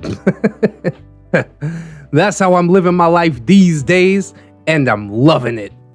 It is an unholy invention of terror. Wacky waving inflatable arm flailing tube man. Wacky waving inflatable arm flailing tube man. It's not romantic if I think I'm gonna die. Hi all. I'm back for the second day in a row. I posted yesterday about my ex who manipulated me into things that I wasn't comfortable with from the get-go, and it got a much larger response than I really expected. I posted here rather than r/neckbeardstories because there's less of a following here, and at first I was really uncomfortable with it being seen by a lot of people. I was encouraged though, so I posted it there as well sometime last night. People really seem to enjoy it, and I've been asked to post the story about my first date with this bozo. Revisiting Slendybeard. Hooray! Thank you to ReddX for reading the first one, by the way. Hey, got you fam. It was a little hard to hear it read aloud, especially because I was forced to realize my grammar mistakes. Kinda sucks with me being a creative writer for funsies. Then again, I do rant when I'm nervous, as you can probably see today, and it was and is on mobile. Yeah, I know, weird thing to take from all that. It was hard to hear in the ways that you're thinking too, but I'm incredibly self-conscious. Oh, and don't apologize for posting the tentacle video. Yeah, it brought up some uncomfortable feelings, but it ended with me writing down my own and getting it all out, and that was pretty refreshing. Yeah, don't sweat too much, OP. I like to push the envelope with this neckbeard cringe. There is some stuff that I have to apologize for. At least every once in a while. But I have high hopes for this story. The usual warnings apply. There's a lot less talk about sexual manipulation in this one, thankfully. But it does involve a dude deciding that he was literally going to trap me in a small tin can in the air so he could plant what is possibly the worst kiss anyone has ever received on me. So take that as you will. So first, I want to mention that D and I did not go on too many dates. The main reason for that is that he never paid for any of it. And while I definitely don't mind paying, as I'm all for both people in a relationship making that kind of effort, I didn't really have a huge amount of cash flow. He was always super excited to do something with me, sure, but I mean, he had a job and I didn't. And I didn't really have the opportunity to constantly take someone to the movies or whatever. So let's set the scene. It's my birthday, September 23rd. I don't remember the year. I graduated in 2013, guys. It has been long enough that dates and times tend to blend together. Feel that one. Every year, the local fair would set up a couple of days before my birthday, and I usually got a smallish group of my closest friends to go there with me. This year, however, D, or again, Slendybeard if you prefer, heard about that and decided that This year it would be just his trenchcoat-clad self and me. I, of course, would be footing the bill for this. Ugh. And a small part of me lamented the money that I saved over the past few weeks, knowing that I could just completely kiss it goodbye. Aww. A glorious little tidbit about me. At this point in my life, I was terrified, cat introduced to water kind of scared, of heights. I've since gotten a little bit better as I've had to fly a few times, though I still wind up gripping the armchairs until my fingers hurt every time we ascend or descend. At this point though, I was much more content to stay firmly planted on the ground. Trees and I had much in common. D did not share in this fear, and he actually couldn't seem to grasp that I would have such a problem with being a few feet in the air. He loved anything fast and high up. Yeah, lucky him. You'll still never catch me on a roller coaster though. As you might imagine, at any fair, there's what could be considered my arch nemesis. It spins. It tilts. It is an unholy invention of terror. It is, of course, a Ferris wheel. I don't like them for very specific reasons that many label daddy issues, even without my fear of heights.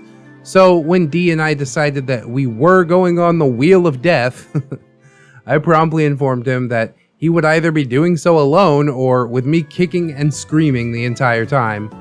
D and I argued about this long enough that a couple of groups of people had the chance to get on and off the Ferris wheel. Eventually, I resigned myself to staring at the floor of a metal tin can and praying to whoever would listen that I wouldn't throw up somewhere in the crowd below.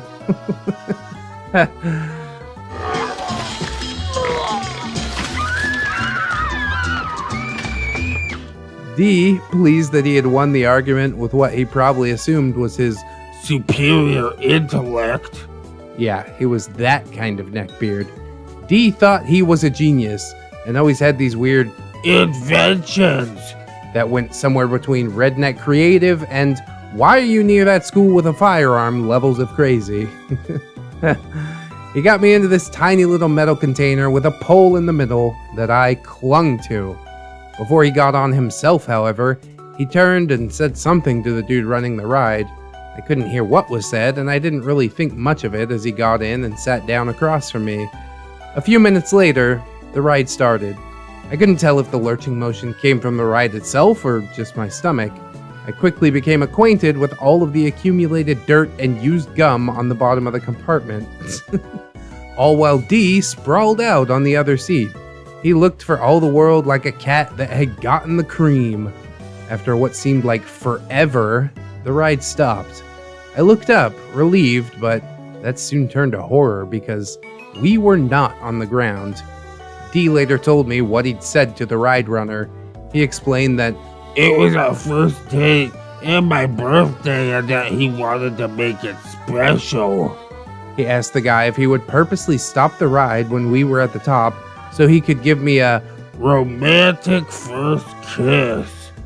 I don't have any anger towards that dude because if this had been a normal couple in a normal situation, it would have been beyond sweet for him to agree to it, and he didn't know. He just didn't know. None of this was anything I knew in that moment. All of those movies and TV shows about a ride getting stuck with people inside of it all of a sudden seemed too horribly real, and I just knew that we were going to be stuck up there for hours as we swung through the breeze. I started to cry. I wasn't the bravest person in the world, though I tried to pretend that I was, and I was just not okay. I guess D had some kernel of a conscience because he started to fuss over me. He told me that everything was okay. We were fine. Look, isn't that a pretty view of our town? It was getting dark at this point, and the stars were out. You couldn't really see them from the ground with how well lit the fair was, but up here they were visible, and I loved the stars. So I should just look at them and everything would be okay. It wasn't, but before knowing about his little plan, I actually thought that it was kind of sweet that he would try and calm me down like that. I tried to chill out, and after a few minutes, I wasn't breathing like I had just run a marathon anymore. I might have even gotten to the point where my heart wasn't pounding if he hadn't chosen that moment to strike, like the snake he was. Dee's idea of a kiss included a lot of front teeth, where it really shouldn't. He desperately needed braces, especially in the front, and I wound up with a cut on my lip for his efforts. Oh, you're gonna want to disinfect that. The human mouth is dirty. He basically gave me a soft headbutt to my nose at first, and I'm grateful that that didn't do anything more than smart a bit. Ouch, that smarts.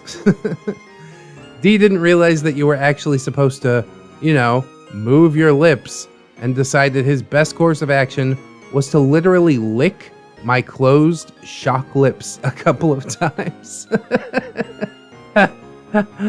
Oh God, that's good cringe. It wasn't a sexy lick.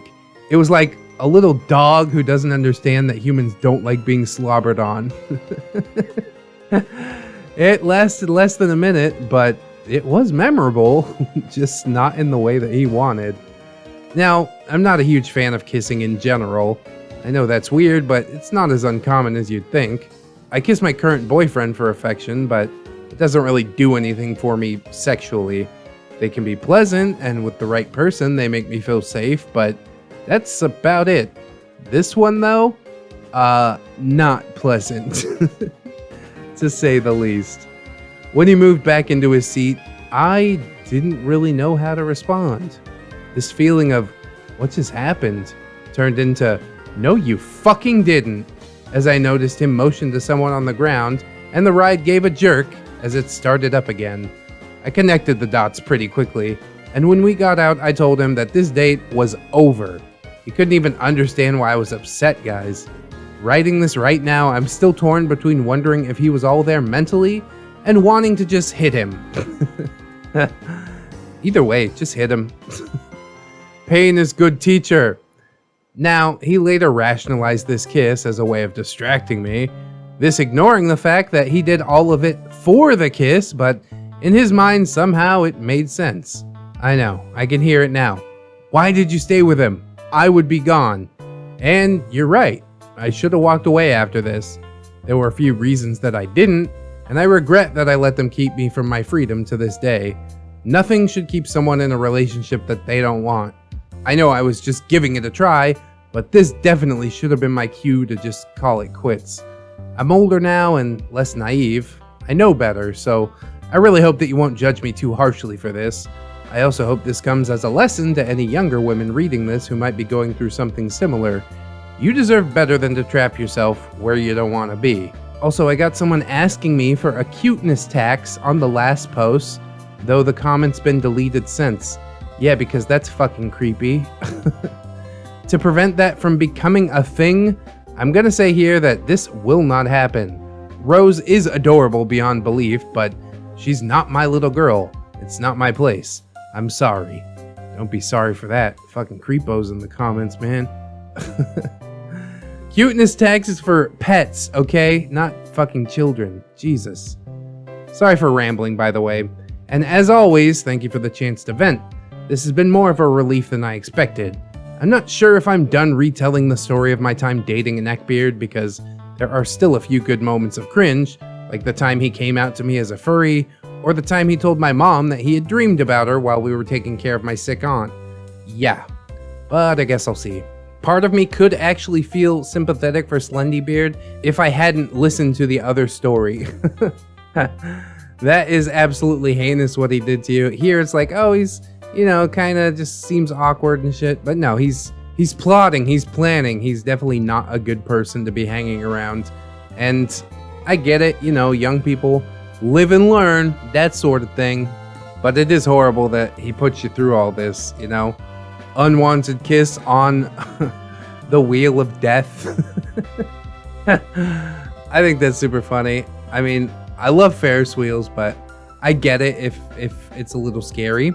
And the fact that old boy refuses to take no for an answer is a little bit concerning, but that's what we learned about in the first story. Like, he's basically a maniac, so none of this surprises me too much. I did get some really, really nice, sweet cringe when he's licking your face. It was definitely a good idea to pull the plug on the date right there. I would have even gone a step further and pulled the plug on the whole relationship, but sometimes that's how it goes, you know? Definitely do appreciate you sharing, OP. I'll see you in the comments, I'm pretty sure, and I hope that you'll continue writing.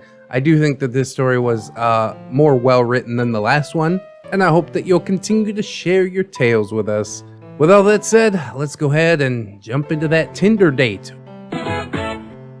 My Tinder date with a nice guy. Red guy. Oh, that name is unfortunate. Hello, it's me. Oh, maybe it's not a neckbeard. Maybe it's a nice guy. I mean, they're basically cut from the same cloth. I guess we'll pass our judgment when we get the story read through, huh? Once again, this is from my personal subreddit, r/ReddX Reads, and big shout out to Nymeria, Min, Cloud909 for posting this for us. I was asking for more horrifying Tinder dates, and here it is, freshly delivered.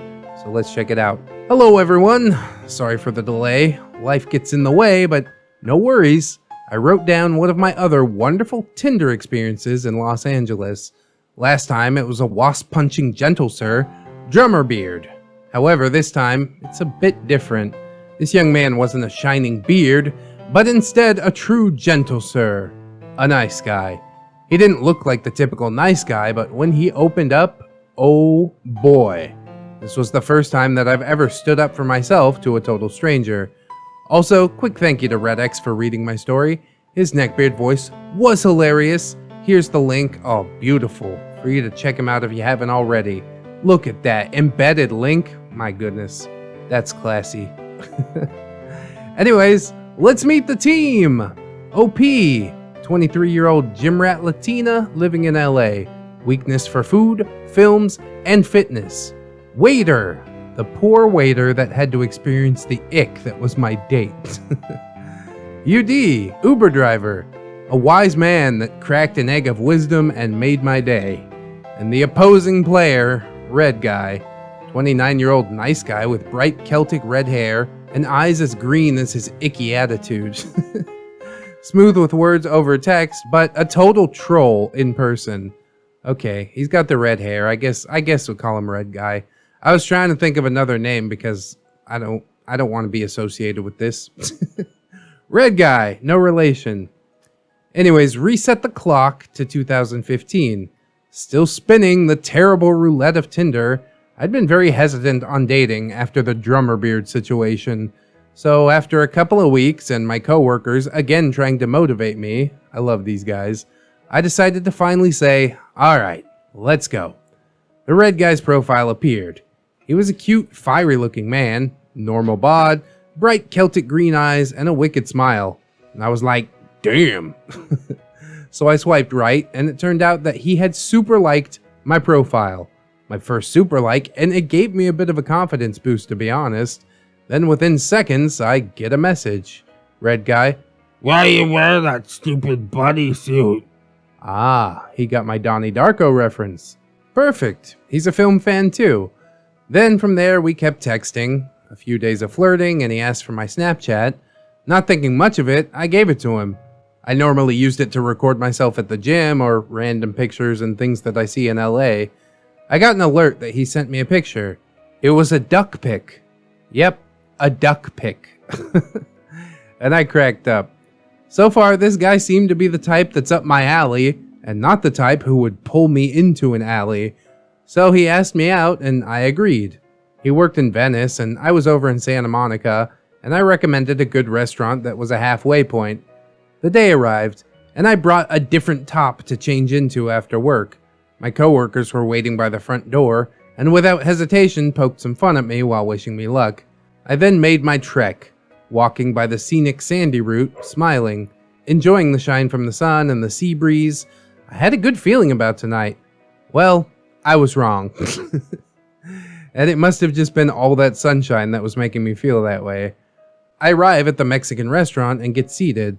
I looked around at the decoration of the restaurant, and it was cute. Not too packed, which gave it more of an intimate feel.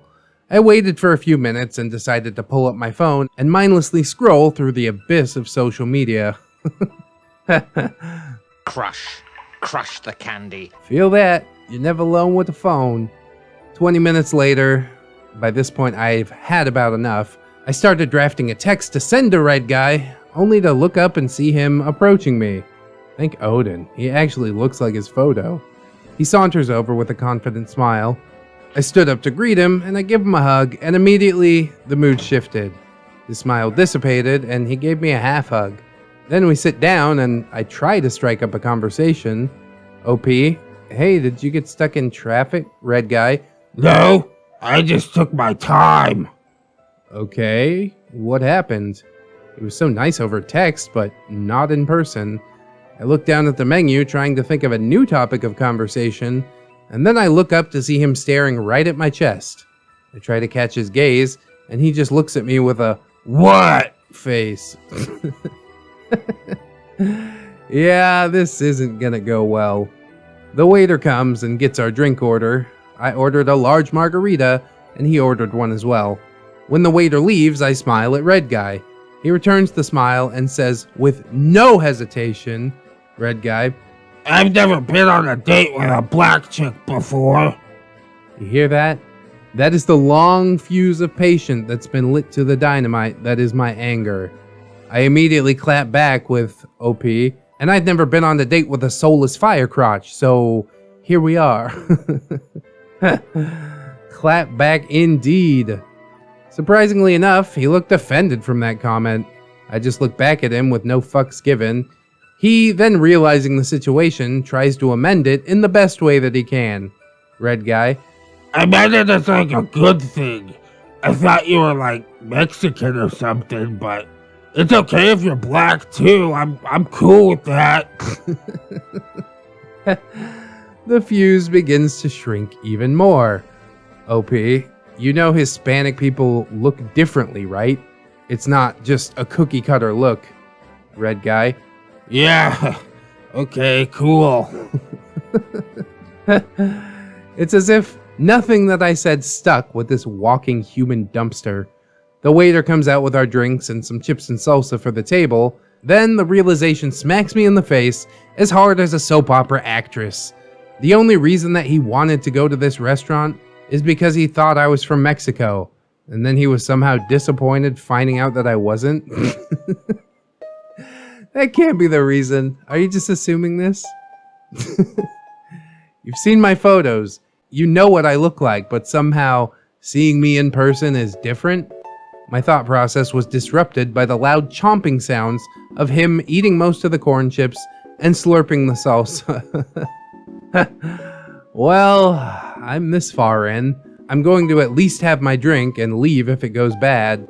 I take another long sip of my drink. Red guy. So, I thought, Latin Mexicans are supposed to be short, but you're pretty tall. Is it the black side? Like talking to a brick wall. I take another sip, contemplating how to respond to this.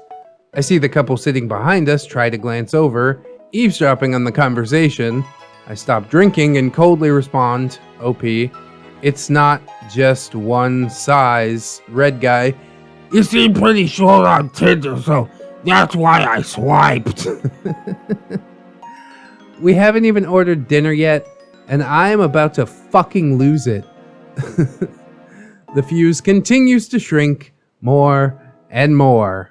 OP, well, next time we'll talk about height. He looked pissed at that comment. This comment wasn't intended to be bad in any way, and I had no idea that I struck a nerve. But this little mountain of a man is about to blow, and I was the 5'6" piece of dynamite that was about to make it happen. Red guy. That's fucking rude. I can't change my height because I'm short. You can wear heels to make yourself taller. Oh, here we go. It's little man syndrome. Mystery solved. We can end this date now. I looked at him confused. OP, I'm not wearing heels. I'm wearing flats. His face begins to turn a shade of red. The waiter comes back and tries to take our orders. Waiter, buenos tardes. Red guy, we're talking here. Go somewhere else. He angrily waved him off. The waiter just gave us a confused look, and I apologized to him in Spanish, only for Red guy to cut me off. Red guy, you said you weren't Mexican. OP, yeah, I'm not Mexican, but I can speak Spanish. Welcome to LA, bro. Red guy, that doesn't make any sense. This dude is dumb as shit. By this point, the waiter and the couple who was now obviously eavesdropping were watching this conversation. I could feel myself grow even more irritated. I look at my drink and I have one sip left. Good. Red guy, look, it's cool and all that you can speak it, but you're not. And isn't that like appropriating their culture? You keep using the word. I don't think it means what you think it means.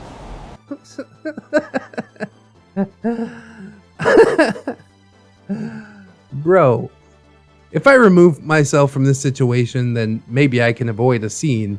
I swig the rest of my drink and get up while grabbing my items. He then asks, Red guy, where do you think you're going? He then tries to grab my hand, and my thoughts of drummer beard just came flooding back. The fuse is officially gone. I yanked my hand away, and I looked at him. I noticed the other waiters and customers looking, and yeah, it's already a scene.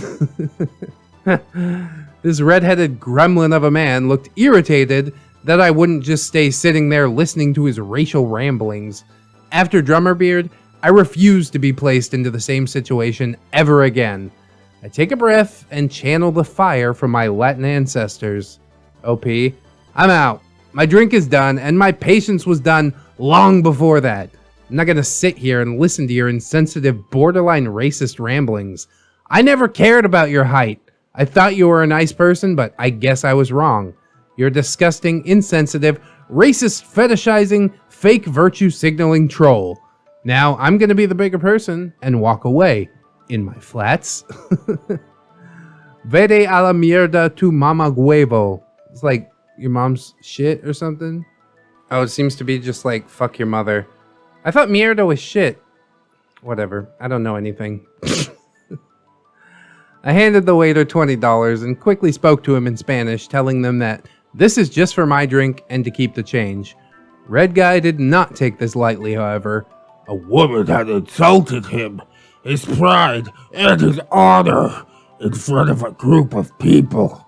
So he did the mature thing and got up to apologize. No, he didn't. He did get up though, but only to follow me out of the restaurant, yelling at me, saying, Red Guy, That's incredibly rude. You can't just walk out on a date. What's wrong with you? bro, you showed up late. And yes, you can. Who's to say that you're locked into the date once it started? I'll fucking leave in 30 minutes. I don't care. This isn't going anywhere. Bye. Meanwhile, the waiter goes after him, telling him that he needs to pay for his drink. He then herds this angry leprechaun back into the restaurant to pay. I quickly get an Uber and hop into the car. When it pulls away and stops at the light, I turn around to see him already out of the restaurant, looking around for me. Jesus. My phone then chimes rhythmically. Red Guy, Where'd you go? Hello? I know you don't have a car. I could drive you. You've been drinking. Don't be dumb. Hello? Fine. I'm blocking you anyways. You think you're so much better than me? I then mute my phone. I know he's gonna just keep going, and I just sigh and stare out of the window. The Uber driver asks me, Uber driver, let me guess, bad date? OP? Yep. Uber driver, well, look on the bright side. OP, yeah? Uber driver, there's 24 hours in a day, and it's only 6 on a Friday. You can still enjoy your day, so don't let someone ruin it. Now, that really made me smile. I wish I remembered their name, but their wisdom still sticks with me to this day, so thank you, wonderful Uber driver. Unlike the drummer beard fiasco, my night was pretty ruined, but I still had the whole day and weekend ahead of me. I texted my coworkers, who were surprised by how short the date was. We decided to meet up for some much-needed Korean barbecue, and I just gushed about everything. We then walked to get some spiked Thai iced tea and more drinks. After many more drinks, I decided to look at my phone and see the large amounts of messages of him texting me and messaging me on Snapchat. I then decided to have some fun and posted a photo with my coworkers drinking and flipping the camera off. Not even a few minutes go by, and he messages me calling me a bean bitch. Bruh. I blocked him and continued to enjoy my night in good company. So that's my story with my first ever nice guy and how I grew a spine. I have a few more stories if anybody's interested. Definitely not as winding and disastrous as the drummer beard story, but still an enjoyable read nonetheless. Short guy syndrome. I don't know what it's like, but damn, it seems to really mess some people up. Overall, I think you're pretty correct with your classification of nice guy, but come on, they're so close together. Throw a fedora on this guy, boom, all of a sudden you got a neck beard. It's the same attitude, basically. It's just the exterior that's a little bit different. It seems like a shame that he was so caught up, you know what I mean? He's like, oh, all Mexican women are under 5 feet tall. Are you sure about that, bro? He just had so much hate in his little ginger heart, and I think most of that stemmed from the fact that he was short. He's like, oh my god, how dare you wear heels? She's like, I'm not wearing heels. He fucking explodes. Got him. That's funny shit, man. Love it, love it, love it. I definitely hope that you'll continue sharing with us your neckbeard tales, or rather your Tinder date fails, I guess would be the broader umbrella term for it. It's just so good. I'm glad that you, stood up for yourself, ended the date if you felt like it needed to end, because That's super important. I've been on dates for like literally 30 minutes. And she says some whacked out shit and I'm like, okay, bye. I don't need to be here no more. Because usually you can tell within that first hour or two if things are going to progress or not. And in this case, oh, definitely wasn't. Part of me hopes that this dude will find the 4'8" legal midget princess of his dreams. But the other half of me says, whatever, he'll probably abuse her anyways, so stay far away from this man. A very, very worrying situation. These people are out there, just walking around, looking like normal people. That's fucked up. You know what would also be pretty fucked up, bro? If you didn't like, comment, and or subscribe on this video, especially if you enjoyed it. Maybe even share it around if you are so inclined. Check out the links in the description. There are some things there that were not included on the splash page, such as my personal subreddit, wifey's channel, a bunch of other stuff, especially Patreon. Oh yeah, you're seeing some names on the screens right now. Those are my gorgeous, beautiful, wonderful, generous patrons, and you could totally be one of them.